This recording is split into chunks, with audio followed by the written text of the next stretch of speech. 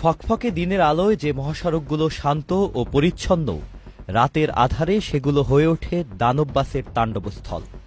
গভীর রাতে স্তব্ধ পরিবেশ ভেঙে এ বাসগুলো ঝুঁকিপূর্ণ গতির প্রতিযোগিতায় মেতে ওঠে। মহাসড়কের এই গতির প্রতিযোগিতা শুধু ট্রাফিক আইন লঙ্ঘনই নয়, প্রতিনিয়ত সাধারণ যাত্রীদের জন্য তৈরি করছে মরণ ফাঁদ।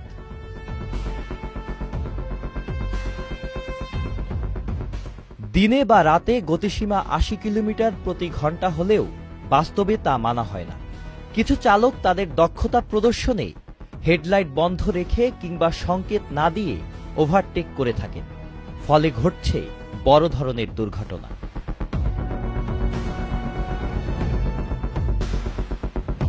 অন্যদিকে ইদানিং জনপ্রিয় হচ্ছে বাস লাভার নামের কিছু গ্রুপ।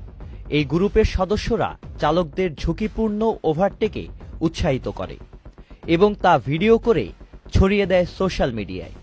এসব ভিডিও লাখো ভিউ পেলেও বাড়ছে দুর্ঘটনার ঝুঁকি। গতি নিয়ন্ত্রণে কেবল ট্রাফিক আইন কঠোর করাই নয়, প্রয়োজন গাড়ির মালিক ও যাত্রীদের সচেতনতা। এই পরিস্থিতির উন্নয়ন ঘটাতে মহাসড়কের নিরাপত্তায় সম্মিলিত প্রচেষ্টাই দুর্ঘটনা কমাতে পারে বলে মনে করেন বিশেষজ্ঞরা।